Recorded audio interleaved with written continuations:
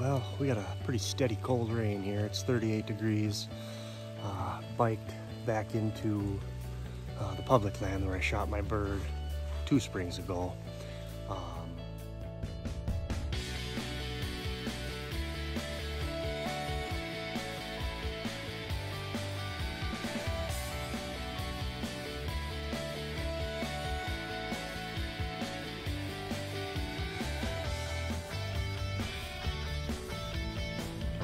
Fun to see him anyway, about 15 turkeys, a couple big toms, strutting away in a snowy field. It's not where I want him to be, but at least we know there's birds around in this area. Looks like a shed here.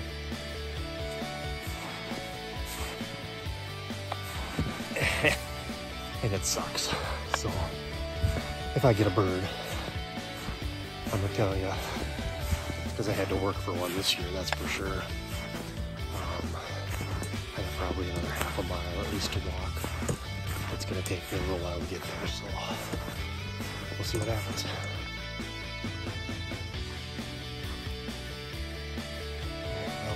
I'm out checking some public land areas, and on the spot where there was a tom following a couple hens, and he was strutting way back in the road where they came out, and he had about 300 yards, so I just walked this road, strutting there.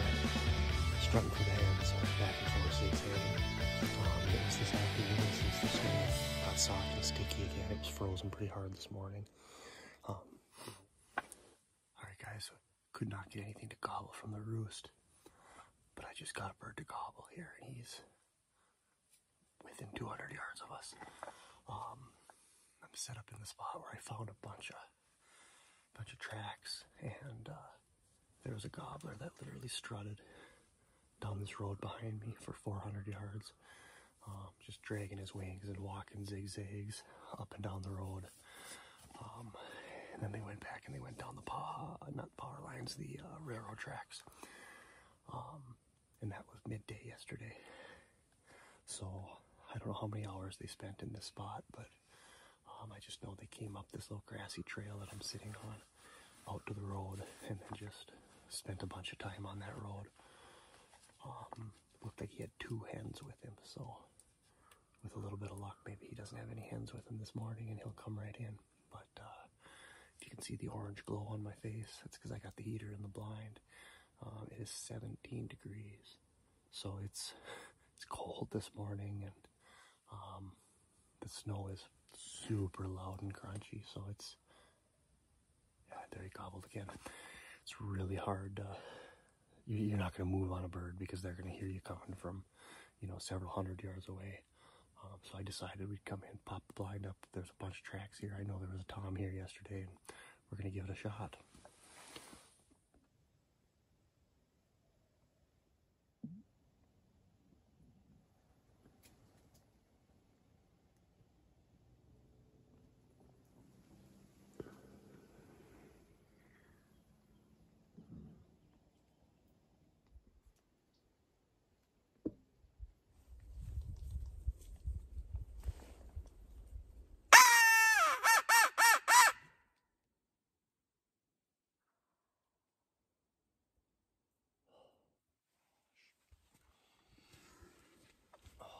Are not that far away. I would think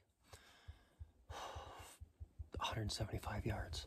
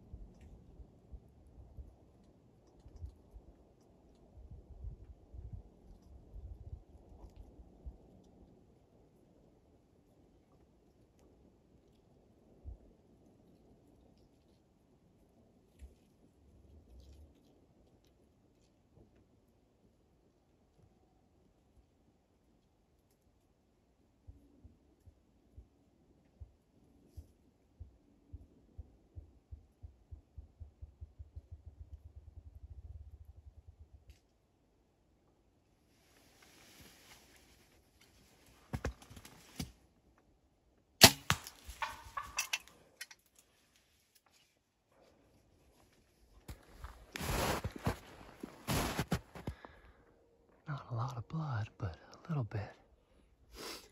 Oh, well, that's not exactly how I wanted it to turn out, but man, this bird just gobbled hard. You would have thought he was a, 20, 22 pound tom coming in, just hammering back in the woods. I actually sparked him up with a crow call, and he just hammered it. So then I went to the, I got the old Primos Freak with Frictionite. You can't buy those anymore, and I've had it. That was the very first turkey call I ever bought. And boy, it brought him right in. At one point he veered off. He was gonna go back into the pines. And then I just gave him a little bit of soft calling, and it turned him and brought him right in. Shot wasn't exactly what I wanted. I hit him just a little far forward. And it's just one thing to really be aware of on turkeys. You want to shoot, kind of follow the drumsticks up if they're broadside, and shoot them low, straight up from the drumsticks. That's where their vitals are. And I hit him just a little in front of that. Clean pass through. And he ran back in the woods. And boy, I couldn't find any blood. Couldn't find anything. Thank goodness for the snow. And he actually ran back and he laid down under a log. And I didn't see him get up from the log, but when I got there, there was a big spool of blood under the log. And when he took off running, then he was bleeding. And I was able to catch up with him. He couldn't fly, and he was getting pretty sick. I was able to run him down and get him. But just a cool hunt. Definitely not the bird I was necessarily in here after. There's at least 3 gobblers in here this morning. And then this guy, I would never have known the difference between his gobble and a tom. But then there was another group of jakes in here that were just had kind of a squeaky gobble, not a full gobble. So, I'm just happy to get a bird here. It's the second Sunday, 2 weeks in a row of hunting in the snow. It was 17 degrees this morning. So I had the heater in the blind. Otherwise it just would have been tough to sit. And the snow was super crunchy this morning, because that deepest gobble, the heaviest gobble, was probably 300 yards, 250 yards away from me. And I was just afraid with this crunchy as the snow was that I wouldn't be able to get close enough to it. So we sat it out, and my plan was to wait till noon and hope the snow would get soft and sticky, which it has.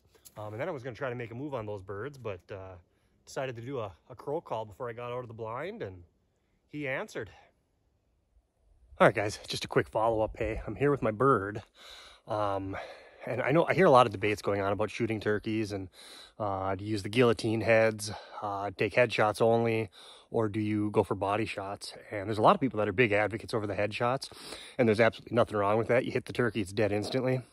I choose to body shoot my birds, and so far now I've been, bow hunting turkeys in Minnesota almost exclusively for the last like 6 or 7 years. And I've never wounded a turkey yet. Every bird I've shot, I've killed. I've shot a couple in the fall with my bow, and I've shot, I think, 4 out of the last 5 or 5 out of the last 6 here in Minnesota with my bow. And anyway, I either shoot the regular Rage, or I have shot a couple now with the Rage turkey heads. And they've got this, I guess they call it the meat hook design, which I don't know if that does a lot. It's supposed to slow the arrow down. But it's over like a 2 1/4 inch cut on these turkeys, something like that. And it really helped on this bird because I did not make a great shot. I hit him just a little forward, just front of the legs, kind of through the breast meat. It had to have cut into his internal organs a little bit because he ran back a ways and didn't bleed. And then I got him up and running, and he was pumping blood pretty good, and got to the point where I was able to run him down. But just if you are going to body shoot your turkeys, make sure you know where you're aiming. There's some nice charts that show you aim points, and use a really big broadhead. Otherwise, go with the decaps and take headshots, I guess. Oh, got everything loaded up here. I am sweating. Hope you guys enjoyed that hunt. And just kind of one more thing that I thought about. That's the first Jake I've shot in a number of years anyway. Shot some really nice toms the last few years. And one thing, I don't regret shooting a Jake. I would have liked to have shot a tom like anyone else, but a lot of times it's the quality of the hunt. If I would have just had 5 Jakes right off the roost run right in, I probably wouldn't have shot. But the fact that it's my second week of hunting, it's been just cold, a ton of snow on the ground, 17 degrees this morning, and that bird gobbled his head off. I called him in from 250 yards away probably, and he just gobbled the whole way. when he first came into view, came around a corner and stood there just jet black, super red head. There was no question in my mind he was a tom. And then when he popped into strut, I realized he was a Jake. But at that point, it just didn't matter because it was an amazing hunt. I heard 100+ gobbles this morning and just everything about it. I mean, it would have been great to kill one at 7. Instead, it took me till almost noon. But just putting in the time and working hard, having a great hunt where they gobble and they strut right in, that's worth it, whether it's a Jake or a 2-year-old tom. So don't get hung up on that kind of thing. Enjoy the hunt. And if you're enjoying the hunt, go ahead and take the shot.